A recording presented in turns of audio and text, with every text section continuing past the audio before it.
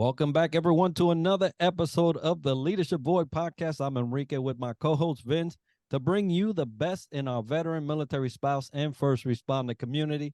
And Vince will introduce today's guest. Thanks, Enrique. Here we go again. Jumping on August still, we have Pete Scott. Guess what? He's a founder and CEO of Fields for Valor Farms, all the way from Washington, D.C. I know Pete. He's a great individual. But first, for those who don't know, Pete, tell us a little bit about you. A little bit about me. I grew up in Massachusetts. Joined the Army as a late teenager. Served about 12 years as a counterintelligence agent from '99 2010 with several deployments. Got out, got married, started a farm, and dealt with all the remnants of wars and conflicts that I went through, and started Fields for Valor Farms. Well, a big hooah to all my Army brothers and sisters out there. Intel, hey, I was very familiar with Intel being weather. Usually weather and Intel brief right around the same time. So I understand that community pretty well. But I wanted to ask you that it's a big transition from going to the Army, from the Army into farming. So tell us about Fields for Valor Farms. Yeah, so, I got out in 2010, and I spent a lot of time kind of bumbling around. So when I got out of the service, I immediately tried college, and that didn't go so hot. So I ended up working as a brewer, a beer brewer, and did some education in that. And then I worked in the beer and wine industry for a little while, and then I went to culinary school, got an associate's in culinary arts, and then I started working as a butcher and charcuterie maker. So, salamis and bacons and all that stuff. And that wasn't enough. So then I went to cheese making school at University of Vermont and worked as a cheese maker. And then I sort of had a moment while I was trying to find myself, and ended up needing to get some help. So I ended up going to an inpatient program through the VA for combat PTSD. Spent about 6 months doing that, getting myself right. Luckily, I have a lovely, supportive wife who got me through all that. And I took some time off afterwards and just sort of was a stay-at-home dad and supported my wife in her career. And I just realized I am not good. I'm not a good house husband. I need to have something to do. Otherwise, I just lay on the couch. And so I ended up finding dog tag. I went through that program, but in that year I took off, I started beekeeping and gardening and doing a lot of stuff just for my own, my own self, because it's very mindful, it's very grounding, and it's just really good for me. And one day I took in a box of extra produce that I'd been growing in the community garden, and took it up to the chaplain's office at the VA hospital in DC, and just asked if they could give it away if anybody wanted it. And the secretary there disappeared, came back like 2 minutes later, and it was all gone.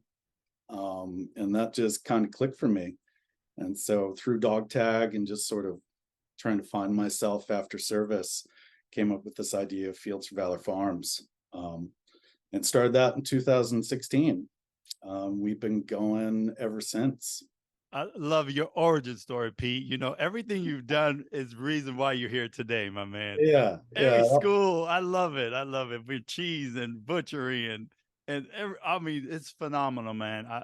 And you own the fact that you needed to seek more assistance to get yourself, right. So, and a lot of folks don't get to that level, but I appreciate everything you share. So from 2016, Fields for Valor Farms has been resurrected and erected, right? So what entrepreneurship lessons learned or challenges you'd like to share with our audience today? Yeah, it's been a journey. So, when we started, we were in somebody's backyard on less than like a 1/16 of an acre. And it was just sort of, put some seeds in the ground, see what happens. With the experience with dog tag and the business knowledge, we incorporated as a nonprofit. We had no funders, so my VA disability pay paid for it for the first couple of years. like I said, a very loving, patient wife. And slowly we've been building it out. So the first 2 years we were in that person's backyard in Hyattsville, Maryland. And we went from, 3 beds of about 30 feet growing mixed veggies. And then we ended up out to about 1/8 of an acre. The deer found us the second year, and we decided if we were going to try to do this, we needed some more space. We need to be able to build infrastructure and actually build a real farm. And so I ended up doing some training with a group called Future Harvest, and just been keeping an eye out for land, and we started leasing a farm in Brandywine. So now we've been here since 2018.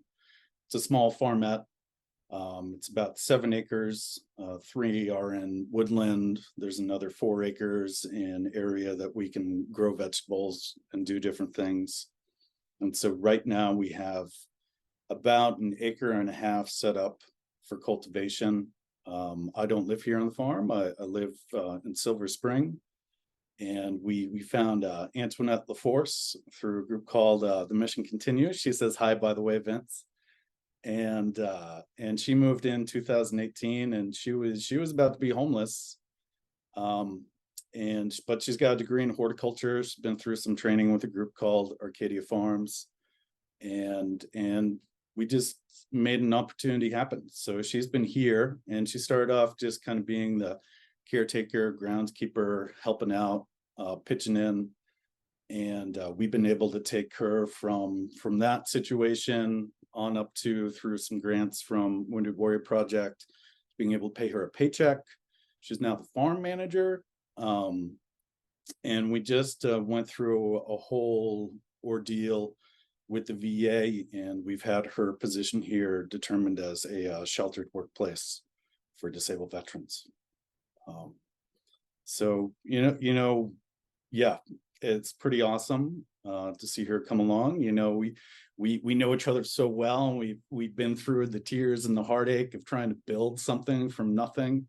When we got here, the place was overgrown. There was poison ivy growing in the fields. There was just all sorts of stuff. But I couldn't do it without her, and I don't think I would have wanted to do it without her. We're trying to be a place where vets can come and feel safe and experience their life and connect with other folks and grow some food for a purpose of feeding other veterans in need in the area. And that's wonderful. That from lessons learned to providing an opportunity not only for yourself as a business owner, but a fellow vet going through this journey with you at the same time, parallel growing each other. And that's wonderful. And that's the beauty of entrepreneurship, is that you can do these things, right? You're not a fixed corporate setting where there's rules or regulation. No, here it's a vet helping another vet. And how beautiful is that? Now, you've gotten this to this position now. And so what's on the horizon for Fields for Valor? Yeah, so we've had some big changes in this past year, including bringing Antoinette up to a farm manager position. So this year it's been her crop plan, her execution plan. I was, until the beginning of this year, also on the board of directors. As a nonprofit, we have to have a board. So I was acting as the president and CEO, but we made the switch. So now I'm no longer on the board, which is kind of wonderful. I'm just the CEO and the founder, which really just for me, like personally, just totally changed dynamics, right? Because I just felt like when I was the president of the board and the CEO and the farm manager, it's too much. And it's entrepreneurial story. When you start off, you got to build something, you got to get money, you've got to build infrastructure, you got to do a lot of writing and just kind of figure things out so that you can have organization that people can work on that isn't just in your head. But getting me off the board and off as the farm manager position has really allowed me this year to step back for probably the first time in 7 years and take a look at the organization and really kind of see what we've done, and see how we're doing it, and see how we can do it better. We've been chronically underfunded since the beginning, which is, a challenge because we grow everything to give it away for free, which has its own sustainability issues. But it's been good, and we've made a lot of progress this year on defining ourselves and starting to set some strategic goals and plans and communications, and get some things going. And going, you will, because the impact you have is totally awesome, Pete. Because tell you why, hearing your story and knowing the impact you have brings tears of joy to my eyes, my brother, because it's Thank real. you. And I love what you're doing, and I really want you to succeed, and everything that you have building will succeed as well. So good luck out there. Sending you positive vibes right now in this podcast. But let's transition, Pete, and talk a little bit about leadership. What do you do, Pete, to continue to sharpen your skill set that helps you to thrive in your professional life? So talking to people, I talk to people. I've got a board of directors, and connecting with other folks. And one of the things I've had space, or I've purposely made space this year, is to get myself some actual mentorship. And so, signing up through I'm in a grassroots accelerator program through a group called Spur Local. And I've never really done any nonprofit education or worked in a nonprofit. So now I'm in a cohort of, probably 20 other nonprofits who've been around from 0 years to 20 years. And we're all similar sizes, and we're all having the same challenges and the same issues and trying to figure things out. And, from my time inpatient, I very much know that I thrive when I'm in the norm, and you're not alone, I need to know I'm not alone, and have people that I can talk to and trust, is really important to me. And that is important to all of us. Anybody doing something of value, we want to know that there is a support system. We want to know that there are folks on our team. We want to know that we are not alone. So it's a sentiment that most all of us know what that feels like, right? And so, when you was in the Army, you're going through this entrepreneur journey now, nonprofit, going through all these ups and downs, right, of entrepreneurship. What advice did you receive that you would like to pass on to an emerging leader today that you wish you to know? One of the first hard lessons I learned was that the first sort of couple months of starting, and where I had been on the community garden before I started the farm, I sort of had a verbal handshake deal to be able to take some space in that area to use for the farm. And that fell through. And so I spent a lot of time, energy, and emotion in trying to convince these folks that this was a good idea and would benefit them, it would benefit the community, and it would be a good thing for everybody overall. And it was just, it was total uphill battle. It was out of their control, and it just wasn't going to be a good match. It wasn't going to be a good match at all. But what I learned through this, when I finally got to the point, it was like, okay, I've got to find something else. I put out just an email to the beekeeping community that I was a part of, and within 12 hours, I had that space, that backyard garden space. And it's about finding people that want to support your program or your dreams, and start something to make a difference, as opposed to convincing somebody of what it's about. If you're doing something good and you're being honest, there's going to be somebody out there who will support you, and especially if you're making a good product. And you will find don't convince people they need to be in your affinity group, your tribe, or see your vision. You find the people by saying what you're doing, putting the word out there, and then connecting that way. And that was a huge lesson for me. And that lesson has done me well over the years. And we partner with a lot of folks. So, to get farm shares out. We partner with Operation Homefront, Montgomery County Coalition for the Homeless, Prince George's Food Equity Council, Bethesda Cares, Wounded Warrior Project, and we work within our group. So, we have the Mission Continues comes out and regularly volunteers. We've had Team Rubicon, Team River Runner, and all these groups. And we're just trying to be a good stakeholder in the community and grow that out. One of kind of the amazing things that has happened over the years is we have a huge volunteer corps that comes from active duty military. So, we're just outside of Andrews, and it's really amazing to see all these active duty or Air National Guard come out to support the veteran community. And I'm getting a little bit of goosebumps on me right now, right? And the other thing that happened when COVID happened, we ended up switching from an on-farm pickup to a delivery system, which is all volunteer. And the group that really came through and still to this day does the deliveries is a group out of Walter Reed, out of the university there. So these are future military doctors, young lieutenants, who deliver fresh produce on their day off to veterans that span the world from Korean War widow to just fresh out of service, trying to struggle to get through college, and it's really cool. There's a community out there, and find it and engage it. Find it and engage it indeed there, Pete. Definitely. You started going to Walter Reed, and now Walter Reed's coming to you, right? So that's just amazing. Yeah. And another great thing of advice of this heart lesson, right? Don't put a round peg in a square hole, right? Because it's not going to fit.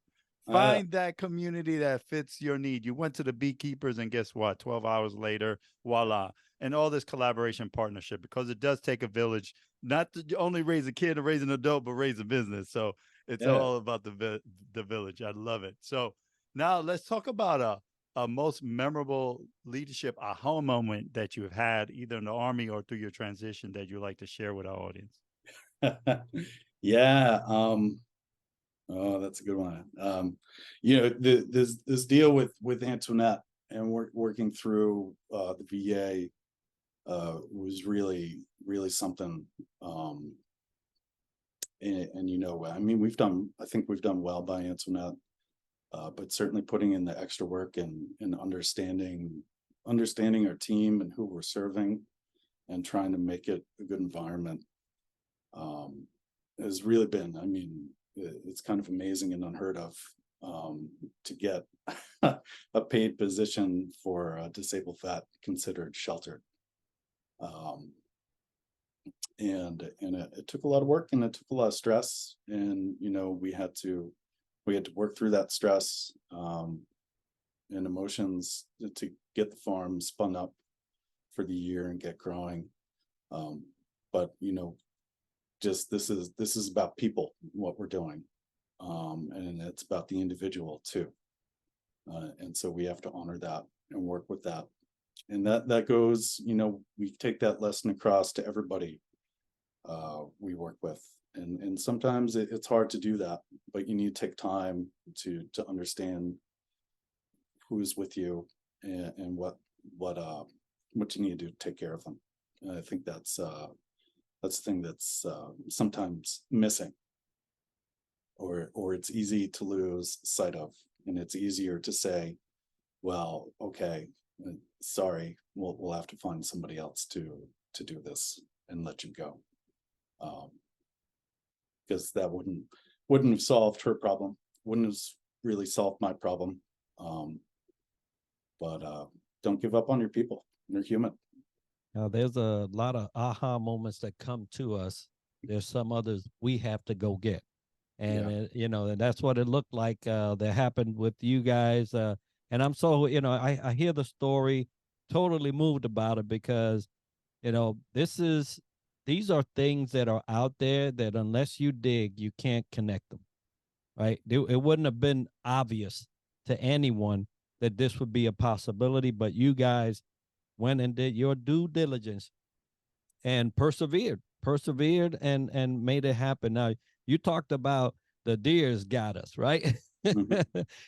That's a challenge in the farm, right? When you're growing something, things come up like deer, and your produce is gone. So what certain strategies you use with your team, or that you go on to deal with change and challenges? Yeah.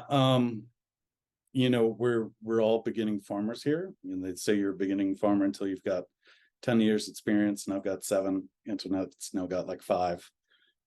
So we're still definitely learning and changing and adapting. For farming specifically, adapt and change slow. Don't change everything at once.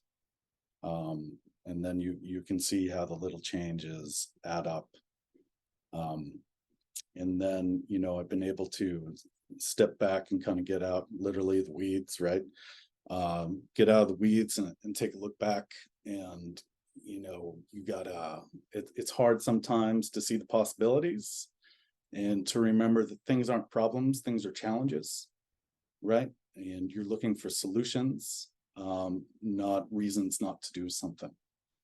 And you've gotta, it takes time, and you got to figure it out. And of course, working with funding challenges and short fundings, you really have to get creative to go through that. And you can only do so much of that yourself. You need people coming in, and sometimes it's the volunteer that comes in and sees some way you're doing something. They're out there like 30 seconds, and they got ideas, and it's so easy to just brush it off and say, just do it the way I told you, as opposed to stepping back and thinking about it and processing it before you say no or yes, right? No, absolutely. Because to your point, 7 years, 10 years, or 20 years, you're still learning, right? As a great farmer, from a volunteer, even from a kid, we can always learn a lesson. And it's true, being humble to that cause, and also reframing that solution is there. Now it's not a problem. So I love everything you share, Pete. For those listening in, how do they get a hold of you or Fields for Valor Farms? Yeah, they can email me directly at pete@fields4valor.org, and that's a number 4, not spelled out. Or they can get on our website, www.fieldsforvalor.org, and they can sign up to volunteer, or give us a donation, or find some videos and learn more about us and what we do and how we do it. Outstanding, folks. Now we're going to have that as part of the video and show notes, so you can get a hold of Pete and Fields for Valor Farms. If you want to get a hold of us at the Leadership Void Podcast, theleadershipvoid@gmail.com is where you'll send that correspondence. If you want Vince or I to look at a topic that deals with leadership and discuss that on our show, or a specific guest, we love to do that if you send it to that email address. Absolutely. And for everybody out there, active duty veterans, or any community leader that wants to work in the farm, volunteer, give some hours, talent, treasure, or their time, please contact Pete or Fields for Valor Farms. Pete, it's been a pleasure to have you. And also, we are honored to have our sponsors, Triple Nickel, VEI, and FAVOB, honoring our show. But today's all about Pete and all the great things he's doing. Pete, have a great day, and look forward to seeing you in the near future. Thank you so much.